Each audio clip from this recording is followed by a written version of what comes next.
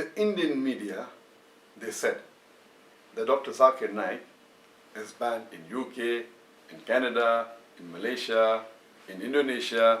Some reports said he's banned in 3 countries, some reports said he's banned in 5 countries, some said 7 countries, some said several countries. The fact is that technically and officially, I am only banned in 1 country, that is UK. And we'll come to it later on.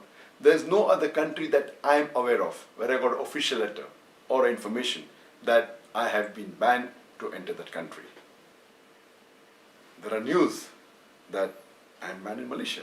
In fact, hardly 3 years back, in November 2013, I got the Toko Mahalijri Award, which is the highest award in Malaysia given by the King of Malaysia and the Prime Minister of Malaysia. Imagine the intelligence of Malaysia, but natural, they made us sing my records and then gave this award to me. So, and I was just there in Malaysia in the month of April, hardly 3 months back. And there I met the Prime Minister, the Deputy Prime Minister, the Home Minister, the Islamic Minister, the Sports Minister. In a span of about 4 days, I met about 15 ministers and chief ministers. Imagine, I'm banned in the country and I'm meeting the head of the country, I'm meeting the king, I'm meeting the Deputy Prime Minister. It is an irony. So this is what the media does. It picks up some information they get from hearsay, from some gossip, and they give it in headlines as though it's a gospel truth. Regarding my ban in UK, the only country which technically I am banned and officially am banned is UK. And to tell you correctly, the word banned is not appropriate because in UK, banned means the person who's banned, his lectures cannot be heard on the radio, on the television, his books cannot be sold. That is the meaning of ban. The right technical word for the UK is I am excluded. Excluded means my entry is not allowed in the country of UK. And to know the background of this, in the year 2009, just to tell you, I've been to UK several times. I've been there more than 14, 15, more than 20 times. And the last time I was there in 2009, the head of the anti-terrorism department, that is Charles Farr, he sent an officer who told me that you have a reach and you can reach those young Muslims who we cannot. So will you help us?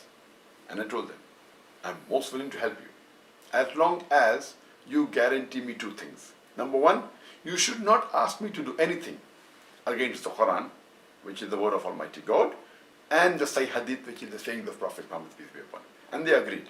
So imagine the head of the anti-terrorism department wanted my help to reach those people who they could not reach. And I'm aware that my popularity is there in different parts of the world, especially in UK. But just a few months later, in the year 2010, the Labour Party, which was ruling, it lost the election, and the Conservatives came to power. And in about 3 weeks' time, less than 1 month coming to power, the Home Secretary Theresa May, she sent an official notice and said that I am not allowed to enter the country, though I had a valid visa, which was issued in 2009 for 5 years. It was a multiple entry visa. And it said that I am not conducive to the society of UK. And they quoted few sentences from my speeches. And one speech she quoted that I gave in UK was that I said in my speech in UK that I condemn the 3,000 Americans killed in the 9/11 attack. I condemn more than 50 people killed in the tube bomb blast in London.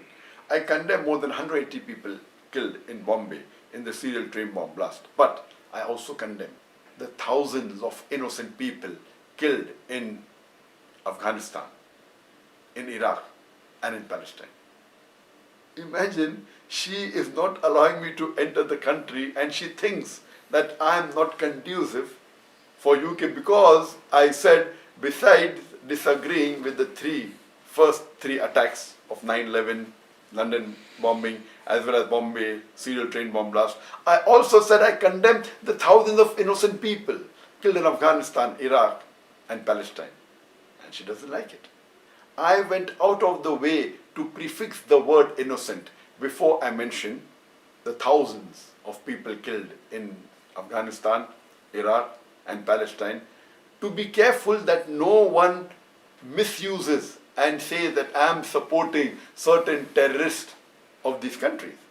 When I used the word Americans, I didn't prefix the word innocent, neither for UK, neither for India. Even going out of the way, she officially writes a letter. And imagine, it's illogical. No one in the right sense can ever agree that why am I not conducive when I'm condemning even the attack that took place in America, in London, in Bombay. Why do they don't like when I condemn the attack that took place in Afghanistan, Iraq, and Palestine? These are the double standards. So because of this letter said, I'm not allowed to enter. And normally, and technically, this is valid for 3 years. And that 2010 it was issued. So this letter was valid till 2013. So technically, I can apply for a visa for UK. As far as all the other countries in the world are concerned, I don't know of any other country in the world where I have been banned.